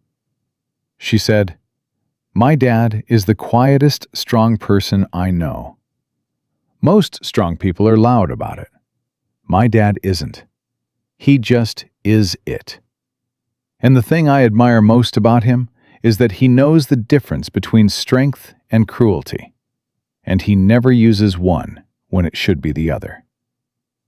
Her teacher, Ms. Brennan, who was 27 and had been doing this long enough to know that sometimes children said things that should be written down, wrote it down. Luke sat in the plastic chair next to Frank and did not trust himself to speak for a moment. Frank, beside him, had both hands on his knees and was looking at the floor with an expression that was doing considerable work at being composed. "She wrote that herself?" Frank said, low, when the applause from the other parents had settled. "Everything she does," Luke said, "she does herself." "God," Frank said, and that was all. After the presentation, Ava found them in the hallway, still clutching her note cards, and looked up at Frank with the direct gaze she'd been giving him all week, like she was continuously updating an assessment. "Did you like it?" she asked him. "I think it was the best thing I've heard in a very long time," Frank said, which was not what adults usually said. Adults usually said, "Great job," or "You were wonderful," which were responses to performance. Frank had responded to content, and Ava knew the difference immediately. "Good," she said. "I meant all of it." "I know," Frank said. "That's what made it good." She nodded, satisfied, and went to find her teacher, and Frank watched her go with the expression of a man recalibrating something internal. "She's going to be formidable," he said to Luke. "She already is," Luke said. Frank left Friday morning. He shook Luke's hand in the driveway in the early light, and the handshake turned into a brief grip at the forearm, the old way, the one that meant something specific to men who'd served together. And then Frank got in his rental car and backed out and drove toward Route 11, and Luke stood in the driveway and watched him go until the car was out of sight. He stood there a moment longer after that. Then he went inside and started Ava's breakfast and began the ordinary Friday the way he began all ordinary Fridays, which was one task at a time, 1 hour at a time, which was the only way he'd found to build something that lasted. The card Frank had left him was on the kitchen counter, beside the coffee maker, where he'd placed it Tuesday afternoon when he got home. He'd looked at it every morning since. He hadn't picked it up yet. He wasn't ready to decide what picking it up meant. Marcus's letter was on the nightstand beside his bed. He'd read it 4 times. The part at the bottom, the part Frank had pointed him to. The main job is already in booth 4 at the Maple Ridge Diner every Tuesday morning, had taken up a specific residence in him that he couldn't entirely explain. It wasn't comfort, exactly. It was more like being seen by someone who is no longer there to see you, which was its own particular kind of grief, and its own particular kind of gift. And Luke Carter had enough experience with things that were 2 contradictory things at once to let it be both without needing to resolve it. He made eggs. He made toast. He put Ava's orange juice on the table and called up the stairs. "Ava, breakfast." Footsteps. The particular rhythm of 8 years old in the morning, which involved more falling down the stairs than strictly necessary. She arrived in the kitchen with her hair in a state that suggested she had slept on it experimentally, wearing a shirt that might have been pajamas or might have been an outfit she'd decided on, and carrying a book she was already reading, which meant she'd been awake for a while. "Good morning," Luke said. "Good morning," she said, without looking up from the book. She sat, felt for the juice, found it, drank some, all without breaking contact with the page. Ava. Eat breakfast, then book. She looked up, looked at the eggs, looked at him. Trade? No trade. She sighed with the profound weariness of someone asked to prioritize the physical over the intellectual, and set the book face down on the table, which Luke would have corrected. Use a bookmark, you'll break the spine. But she was already picking up her fork, and he decided one correction at a time was enough for a Friday morning. She ate. He drank his coffee. Outside, a car went past on the road, and then it was quiet again. "Daddy," she said. "Yeah? Are you going to take the job?" He looked at her. She was eating, looking at her plate, voice completely conversational, like she'd asked about the weather. "You heard that," he said. "I hear most things," she said. This was accurate, and they both knew it. He sat with the question for a moment. He'd learned not to deflect her questions with versions of, "You don't need to worry about that," or, "That's adult stuff," because she was the kind of person who registered deflection and stored it as data, specifically as data about whether you trusted her. And he had made a decision, after Sarah died, and it was just the two of them, to trust her as much as her age could handle, and sometimes slightly more, because she consistently handled it. "I don't know yet," he said. She nodded, still eating. "Would you be gone a lot?" "Not a lot. A week here and there, maybe." "Who would I stay with?" "We'd figure that out together." Betty offered, when things have come up before. "Or Mrs. Patterson next door." "I like Mrs. Patterson," Ava said. "She has the dog." "She does have the dog." Ava ate a few more bites, then, "Is it important work, the job?" "It could be," he said carefully. "Is it the kind of important you're good at?" He looked at his daughter. She was watching him now, fork in hand, with Sarah's eyes doing that thing where they saw past what he was presenting and into what he was actually carrying. "Yeah," he said quietly. "It is." She nodded once, the way she nodded when she'd received information she considered sufficient. "Then I think you should probably do it," she said, and went back to her eggs. Luke looked at his coffee cup. "Ava," he said.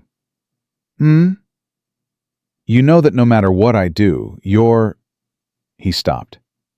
He'd said versions of this 100 times, and he'd never quite found the words that were equal to what he meant. "You're the main thing. Whatever I do, I build it around you, not the other way." She looked up at him. Her face did something then that was very old for 8, something that was not quite a smile, more like the expression of someone recognizing a truth they'd suspected for a long time. "I know, Daddy," she said. "I've always known that." He nodded, picked up his coffee, looked out the window.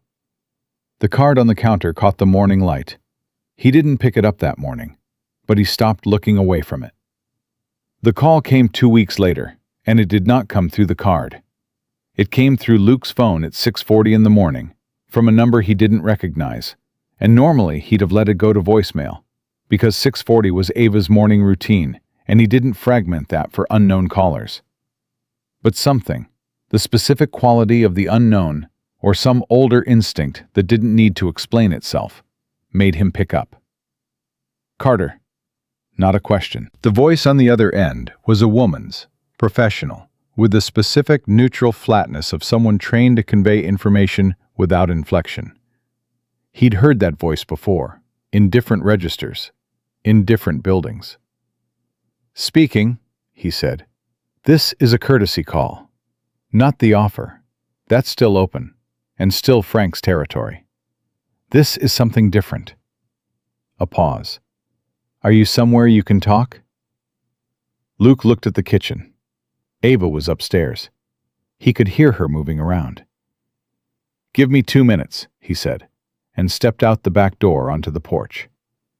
The morning was cool, the particular cool of early October in Virginia, and his breath was faintly visible. He leaned against the railing. "Go ahead." "We've had a development regarding an individual connected to operations you were part of in 2014 and 2015, the woman said. I can't be specific on this line, but the relevant detail is that there's a potential threat assessment that involves assets in the continental U.S., civilian assets. She paused again. One of those assets is you. Luke was quiet for a moment. Define potential. Actionable intelligence with a 30-day confidence window. We're not in emergency territory, but we're past the point of information only. Another pause. We felt you had a right to know. You felt I had a right to know, he repeated. Yes. And the other asset? A longer pause this time. The other listed asset is your daughter. Luke stood on the back porch of his house in Maple Ridge, Virginia, in the early October morning, and felt something go very still inside him. Not the trained stillness, the one he could produce on command, but the deeper kind, the one that preceded it, the bedrock that the training had been built on top of. Say that again, he said. Ava Carter. She's listed as a leverage point. The woman's voice remained controlled, but something in it had shifted microscopically. Not unprofessional, just human. Carter, we don't say this lightly. The listing is indirect. She's listed as a means of accessing you, not as a primary target. But in our experience, that distinction matters less than... I understand the distinction, he said. His voice was completely even. How solid is the intel? Solid enough that I'm calling you at 6:40 in the morning.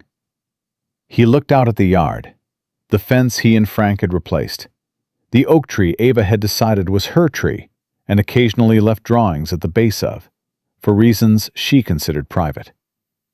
The ordinary geography of a life he'd built very deliberately out of the rubble of previous versions. What do you need from me? He said. Right now, nothing. We're running a parallel protective assessment. I'm calling because you have, let's say, resources and awareness that most civilians don't have, and it would be counterproductive to have you operating in ignorance while we operate in knowledge. She paused. You know what to do with this information. I do, he said. And Carter, the offer. This doesn't change it in either direction. I want you to know that. This isn't pressure. Understood. Be careful, she said. And then the line went dead. Luke stood on the porch for a moment. The morning continued being the morning. A bird somewhere, the sound of a truck on the road 2 blocks over. The specific ordinary texture of a small town at 6:43 on a weekday. Then he went back inside. Ava was downstairs now, in the kitchen, already holding the book, looking at the eggs he'd left on the stove. Are these still hot? She asked. Eat them and find out, he said. She ate. He stood at the counter and drank his coffee and watched her eat, and his mind was running 2 tracks simultaneously the way it was trained to.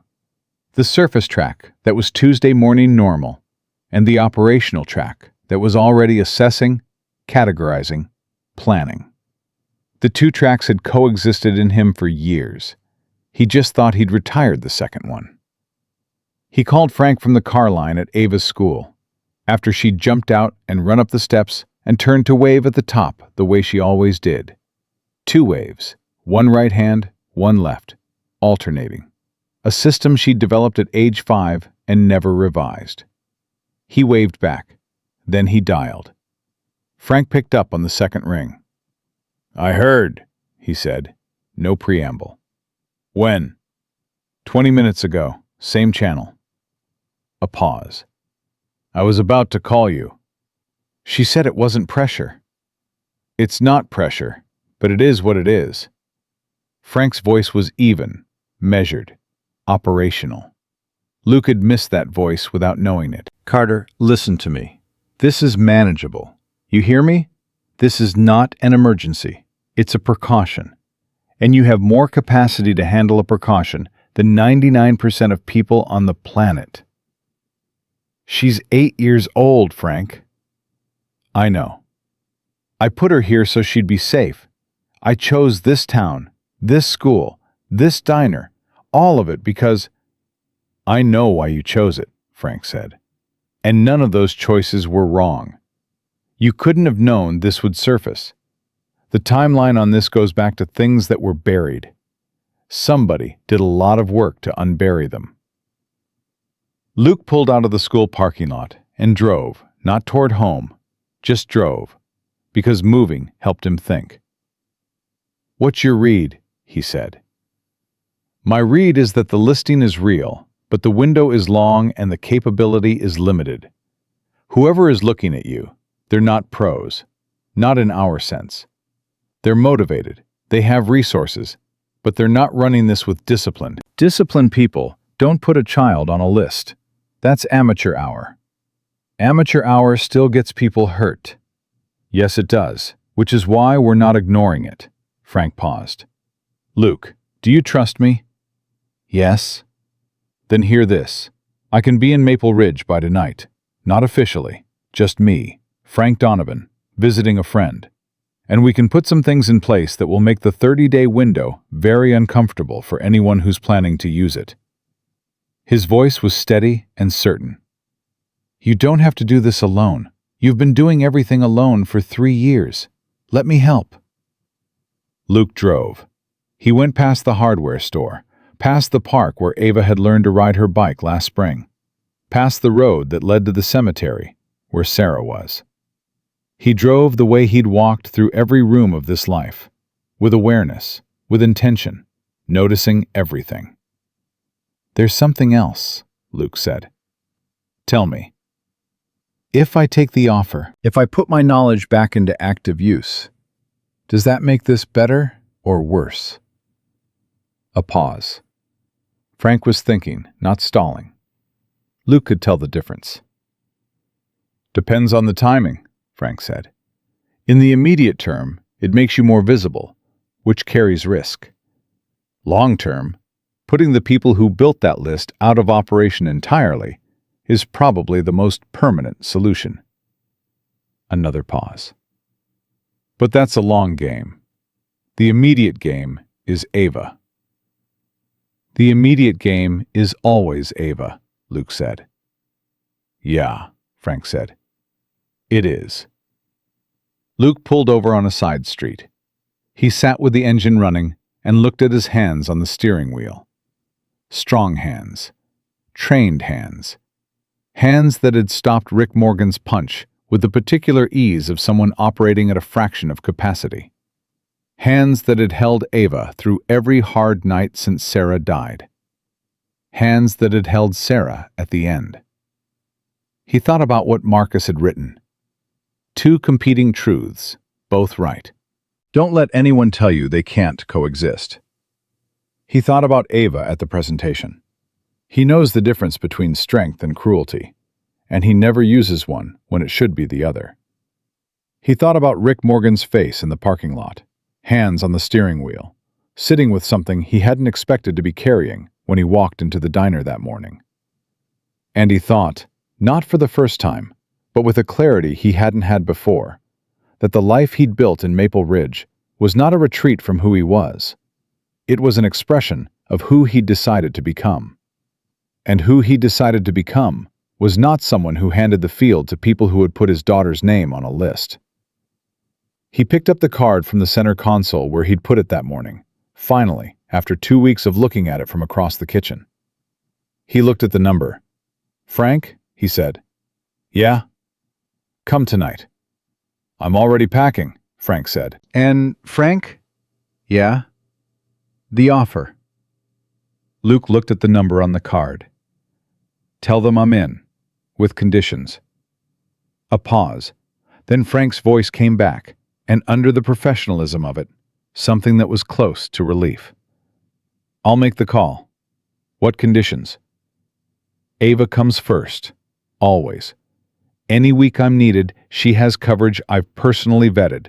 No exceptions, no emergency overrides on that one." "Done." "Remote work as the default. I travel only when I'm the only option." That's already how they structured it. And one more thing. Name it.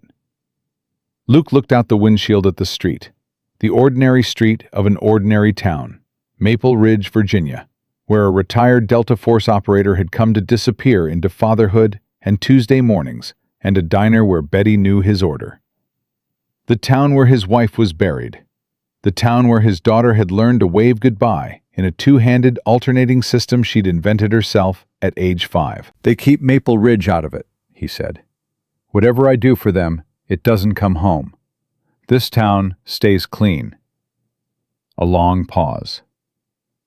Luke, Frank said, you know I can't promise that one. Not absolutely. Then tell them it's non-negotiable and see what they say. Another pause. Longer. Then, all right, Frank said. I'll tell them. Luke put the car in drive. He drove back through Maple Ridge the way he'd driven out, noticing everything. The diner, the hardware store, the park, the road to Sarah's grave that he took every Sunday morning before Ava woke up, alone, and stood for a while, and didn't say anything out loud, but said things anyway. He thought about what he'd tell Ava tonight. Not everything. She was 8, and there were things 8-year-olds didn't need to carry. But something. Because he'd made a decision to trust her with what she could handle, and she had consistently expanded what she could handle, and lying to her by omission was still lying to her, and she deserved better than that. He thought about how to say, I have to be something I was before, so that I can keep being what I am now, in language that an 8-year-old could hold. He thought Ava would probably say something that made the whole thing clearer than he could manage himself. She usually did. He pulled into the driveway, sat for a moment, put both hands flat on his thighs the way he did when he was organizing his thoughts into the order they needed to go. Then he got out of the car and went inside. The card was in his pocket. Marcus's letter was on the nightstand. Ava's school presentation was folded on the kitchen table, where he'd left it after she brought it home. The note cards rubber-banded together, her handwriting on the front card that said, My Dad, by Ava Carter. He picked it up, read the first card again, then the second, and the third, the whole 6 minutes of it, standing in his kitchen in the morning light.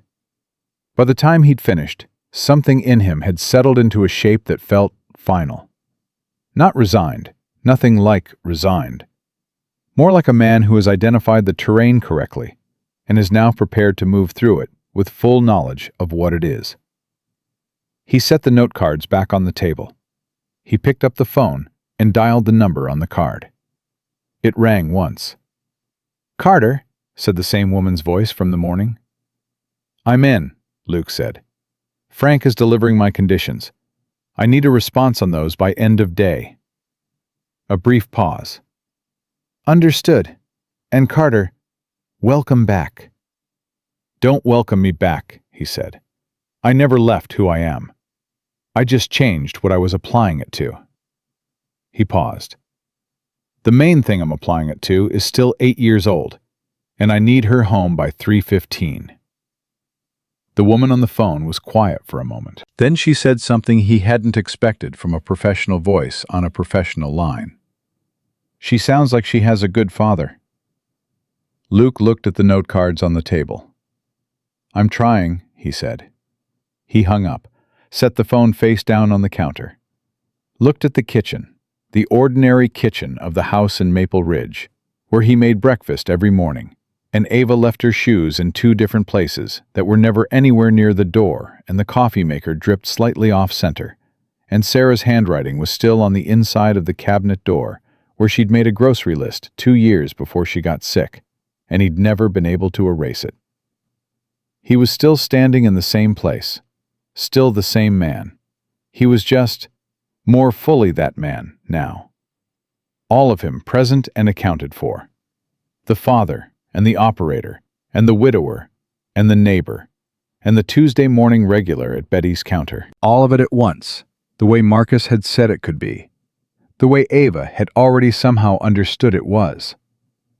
He started making lunch, because Ava got home at 3:15, and she always wanted something to eat when she walked in, and the work he'd just committed to would be there in the morning, and the conditions would be negotiated, and Frank would arrive tonight, and the 30-day window would be managed with the specific competence that Luke Carter brought to everything he decided deserved it. But right now, it was Tuesday, and there was lunch to make. He put the kettle on, and the card was in his pocket, and the letter was on the nightstand, and on the kitchen table, in the careful handwriting of an 8-year-old who saw things other people missed. It said, "He knows the difference between strength and cruelty, and he never uses one when it should be the other." He glanced at it while he waited for the water to boil. It was still true.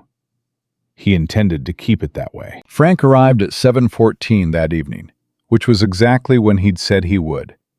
Luke had learned years ago that Frank Donovan's ETAs were not estimates. They were statements of fact delivered in advance. He pulled into the driveway in a different rental car than the one he'd left in Friday. Newer, darker, different plates. Luke noticed. Frank knew he would notice and didn't explain it, because explanation would have been its own kind of insult between two men who spoke that language. Ava was at the kitchen table doing homework when the headlights came across the window. She looked up. "Frank's here," she said, without needing to check. "Yeah," Luke said, drying his hands on a dish towel. "Is he staying again?" "For a while." She processed this. "Is something wrong?" He crossed to the table and sat across from her, the way he always did when he had something to say that deserved his full attention given to her. "Some things need sorting out," he said. Frank is helping me sort them. It's not an emergency, but it's serious, and I'm not going to pretend it isn't." She looked at him with those eyes. "Is it because of the job you took?" "It's connected, yeah." "And we're safe?" "We're safe," he said. "And I'm going to make sure we stay that way. That's what Frank is here for. That's part of what the job is for." She thought about that for a moment. Then she nodded. Not the nod of a child accepting an answer they don't understand, but the nod of someone who has weighed information and found it sufficient. "Okay," she said, and then, returning to her homework, "Tell him I said hi." Luke looked at his daughter for a moment.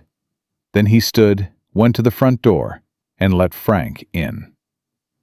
They worked for 2 hours after Ava went to bed. Frank had brought things in a bag that he set on the kitchen table without ceremony. Not dramatic, just tools. The practical equipment of someone who assessed vulnerabilities for a living and knew exactly what a house in a small Virginia town needed to become considerably more secure, without looking like it had been made more secure. They talked while they worked. Low voices, operational cadence, the specific shorthand of men who'd done this kind of thing in a dozen other contexts, and found that the work itself was a kind of language. "The 30-day window," Luke said, feeding a cable behind the baseboard trim at the front door. "How confident are they in it?" 70%, Frank said, from the other side of the room, which in their language means treat it like 80. "Who's running the assessment on their end?" "Carver's team. You know Carver?" "By reputation." "Solid, methodical. She won't move until she's sure." Frank straightened up. "Luke, these aren't sophisticated actors. I've seen the profile. They're motivated by grievance, not by training. They got hold of something they don't fully know how to use." "Grievance based on what operation?" "Kandahar, 2015. Specifically, the 3rd week." Luke went still for a moment. Then he went back to what he was doing. "Bashir," he said. "Connected to Bashir, yes." "He had family." "He had a brother," Frank said. "The brother spent 4 years building a case he thought would go somewhere official. When it didn't, he started looking at other options. He's not dangerous in the field. He's dangerous in the way people are dangerous when they have time and a specific focus, and nothing left to lose. Luke sat back on his heels and looked at the wall. 2015, the third week. He could run that operation through his memory with the same clarity he could run anything that mattered. Every decision, every contingency, every outcome. He'd gone over it more times than the official review had, in the dark hours that didn't make it into any report. The decision was right, Frank said, reading him, because Frank had been there. I know, Luke said. The outcome was, I know, Luke said, again. Not dismissive, just, he knew. He'd carried the weight of it, assessed it honestly, reached the conclusion that the decision under those conditions, with that information, was the correct one, and then kept carrying the weight of it anyway, because that was how it worked. Right decisions in impossible situations didn't come with absolution. They came with the knowledge that you did what you could with what you had, and you lived with the rest. We'll run this down, Frank said. Carver's team, your involvement on the consulting end, it all points in the same direction. The brother gets found, the situation gets resolved, and it gets resolved without anyone in Maple Ridge ever knowing there was a situation. That was my condition. And they agreed to it, in writing, which, believe me, I made sure of. Frank looked at him. Luke, you're not doing this one alone. That's what I came back to say, and that's what I'm staying to prove. Luke looked at his old friend across the kitchen, thought about the parking lot in Roanoke, the number he'd never dialed, the 3 years he'd spent with the door closed because he'd thought that was the way to protect what was behind it. I should have called you, Luke said. Yeah, Frank said. You should have. After Sarah, I should have... Luke. Frank's voice was even, firm, kind in the way of men who don't use the word kindness, but practice it precisely. You were surviving. Surviving doesn't always come with good phone etiquette. I understood then. I'm here now. That's the end of it. Luke nodded, went back to work. They finished just past 10. Frank took the couch without being offered it and was asleep, Luke guessed, within 4 minutes, because Frank Donovan had always been able to sleep anywhere, anytime, on command, which was a skill Luke had never fully matched, no matter how many years of training. Luke washed the coffee cups, checked the back door, turned off the kitchen light. He stood in the hallway for a moment, listening to the house. The particular sounds of it, the old furnace, the way the second step on the stairs creaked specifically in the middle, the sound of Ava's breathing from the room at the end of the hall, steady and deep, the way she'd slept since she was a baby. He went to her doorway and stood there in the dark, the way he'd stood there 1,000 times, watching her sleep. Doing the specific private accounting that parents do in the dark, the one that has no vocabulary because it is not a thought so much as a state, gratitude and fear and love in proportions that shift constantly and never quite resolve. He pulled her door to, went to his own room, sat on the edge of the bed, and picked up Marcus's letter from the nightstand. He didn't read it. He'd read it enough. He just held it for a moment, the weight of the paper, the fact of Marcus's handwriting on the other side, the knowledge that a dead man had taken time to say the things he thought Luke needed to hear, and had trusted Frank to deliver them at the right moment. Marcus had gotten the timing right. He usually had. Luke put the letter back on the nightstand, lay down, stared at the ceiling, and then, for the first time in 3 years, he let himself think about the future, not defensively, not with the specific anxiety of someone trying to hold things together, but openly, the way you think about something when you've accepted that you have the capacity to shape it. He thought about Ava at 9, at 10, at 15. He thought about her at the school presentation with her note cards and her two-handed wave from the top of the steps. He thought about her holding ceremonies for her pancakes and reading too fast and leaving her shoes in 2 wrong places. He thought about her saying, "I've always known that," with the certainty of someone who had never once doubted the central fact of her life. He thought about Marcus saying, "The main job is in booth 4," and he thought, yes.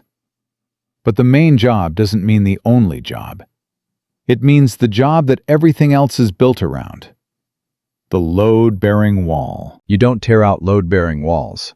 You build the rest of the house around them correctly.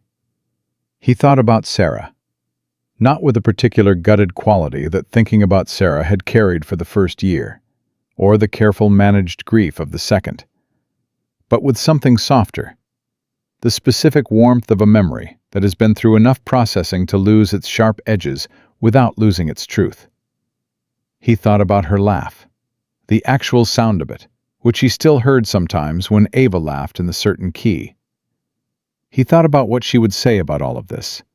The diner, the slap, Frank on the couch, the card in his pocket, the 30-day window, the decision he'd made standing in his kitchen with the kettle on. She would say, "You already knew what you were going to do. You just needed to stop arguing with yourself about it." She had always been right about him in the ways that counted. He closed his eyes. He slept. The 30 days resolved in 22. Carver's team was thorough. Luke's contribution was exactly what they'd described. Context that didn't exist in any file. The ability to look at a set of connections and see what they meant from the inside of them. 3 video calls, 2 of which Ava sat in the other room for, doing homework, close enough that he could hear her pencil on paper, and that sound was, for Luke, the sound of what he was protecting. Specific and present and real, in a way that abstractions never are. The brother, his name was Tariq, and Luke knew the file now, knew the shape of the grief that had curdled into something dangerous over 4 years, was found in Newark.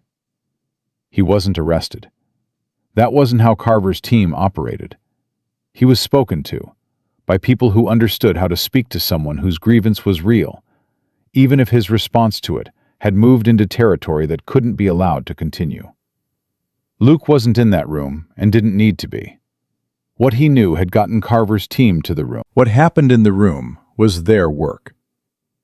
Frank called him from a number that wasn't Frank's number, the day after the Newark conversation. "It's done," he said. "The window is closed."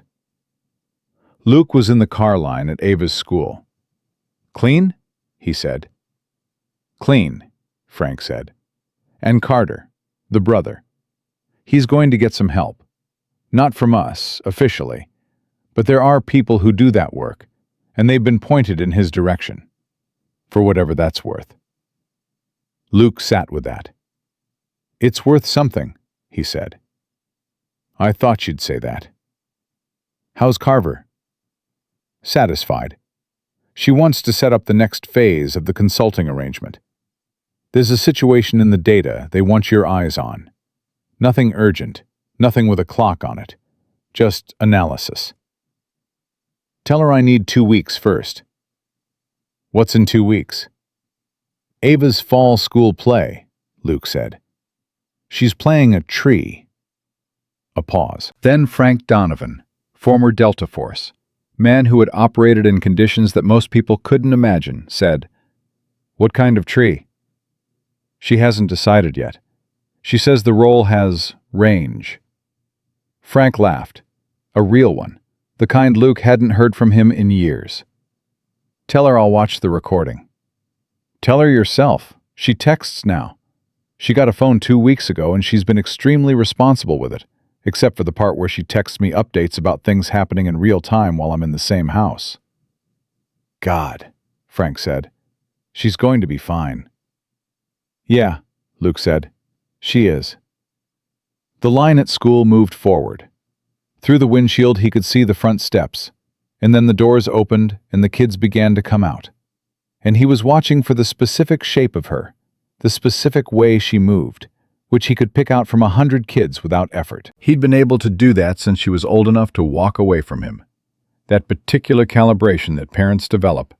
Not training, Just love doing what love does when it's paying attention. There she was, backpack slightly too big for her, as always, giving her the look of someone prepared to survive considerably more than a school day. Book in hand, a new one, the Horse Girl book apparently concluded, and something thicker now in its place. Walking down the steps with that particular walk of hers, which was his walk, which she'd picked up from watching him and never noticed doing. She scanned the car line, found the truck, came toward it. Opened the door, climbed in, dropped the backpack. "Hi," she said, and opened the book. "Hi," he said. He pulled forward in the line. "Good day," he said. "We did fractions," she said. "I already knew them." "Because you read ahead." "Because they're not that hard." She turned a page. "How was your day?" "Quiet," he said. She looked up from the book at that, quickly, the specific look she gave things that were saying more than they appeared to. She looked at his face, read whatever she found there, and something in her expression shifted from inquiry to something that was close to relief. "Good quiet?" she said. "Good quiet," he said. She looked at him for one more moment. Then she nodded once and went back to her book. He drove them home through Maple Ridge, past the hardware store, past the park, past the road that led to where Sarah was, past the Maple Ridge Diner, where Betty's lights were on already for the dinner crowd, and the sign in the window was the same sign it had been for 20 years, and would probably be for 20 more. He thought about a Tuesday morning 6 weeks ago. The slap that had cracked through the room like a signal flare. Rick Morgan standing over his table, with the full weight of his unexamined life, looking for a place to land. And Luke Carter, sitting still, processing, deciding in the fraction of a second between stimulus and response, who he was going to be about it. He'd heard through Dale Webb, casually, the week after, that Rick Morgan had been seen at the diner on a Wednesday. Not his usual, not anyone's usual, just a Wednesday. Sitting at a table with a girl who was about Ava's age, his daughter. They'd eaten together, and Rick had been quiet in a way Betty said she'd never seen him be quiet. And when they left, he'd held the door for 2 people behind him, without being asked. Luke didn't know what that meant in the long run. He didn't know if one morning's reckoning was enough to do anything permanent to a man who'd spent decades building himself in the wrong direction. Maybe it was, maybe it wasn't. That wasn't Luke's accounting to do. But something had landed. And something landing was not nothing. He pulled into the driveway. Ava was already out before he'd fully stopped, backpack over one shoulder, book in hand, heading for the door. "Snack?" he called after her. "Apples," she said, without turning around. "Please." He sat in the truck for a moment after she went inside. Looked at the house. The ordinary house in the ordinary town where he'd built the quietest and most important version of himself. The fence Frank had helped him fix. The oak tree with Ava's drawings at the base. The light in the kitchen window that came on automatically at 4:30 because Ava had asked him to set it that way so the house looked warm when they came home. He thought about Marcus, about the letter on the nightstand that he'd moved, last week, from the nightstand to the drawer of the bedside table.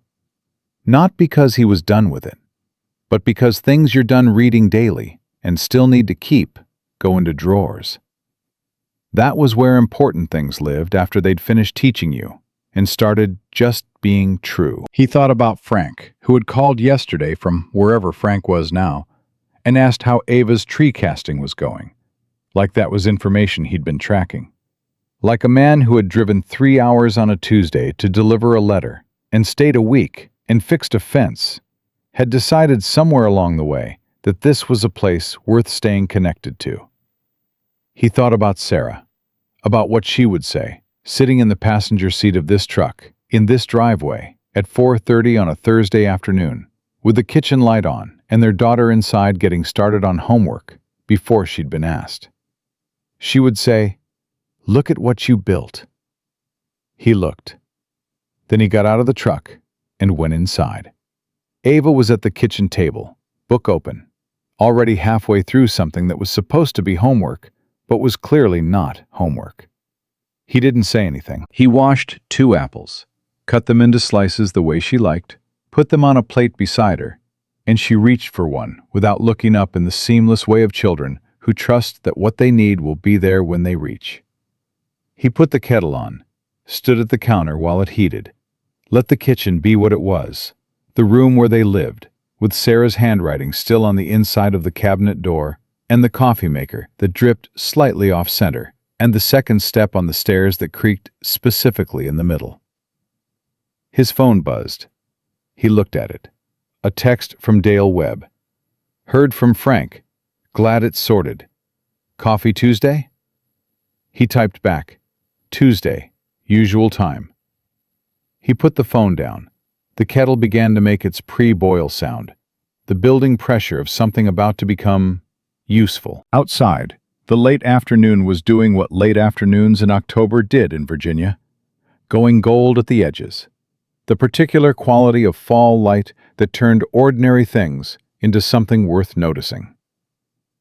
Ava reached for another apple slice, still not looking up. "Daddy," she said. "Yeah?" "I decided what kind of tree." "Yeah?" "An oak." She turned to Paige. "Because they're the strongest ones, and they're not dramatic about it." He looked at the back of her head, at her hair, which needed cutting and which she had opinions about, at the set of her shoulders, already so much like his, at the small hand on the book, turning pages faster than most adults would follow. "That's a good choice," he said. "I know," she said. The kettle boiled, and Luke Carter, Delta Force veteran, widower, single father, and the quietest man in any room he chose to be quiet in, made 2 cups of tea, one for himself, one with considerably more honey and a little less tea, because that was how Ava drank it, and carried them to the table, and sat across from his daughter in the kitchen, of the house they had made into a home, and it was enough. It was more than enough. It was the whole thing, the actual thing, the thing that all the other things had been in service of. He had led with the good part. He intended to keep doing exactly that, for as long as he had. That was who Luke Carter was. That was who he had always been. And on a Tuesday morning in the Maple Ridge Diner, when a man with a chip on his shoulder and nothing to prove had tried to take that from him with the back of his hand, Luke Carter had proven something that didn't need proving to anyone who mattered. That the deepest strength is not the kind that strikes. It is the kind that holds, the kind that sits back down, the kind that finishes its coffee and watches its daughter eat her pancakes and carries, without showing, the full weight of everything it has survived and everything it still chooses to protect. That kind of strength doesn't announce itself. It just remains.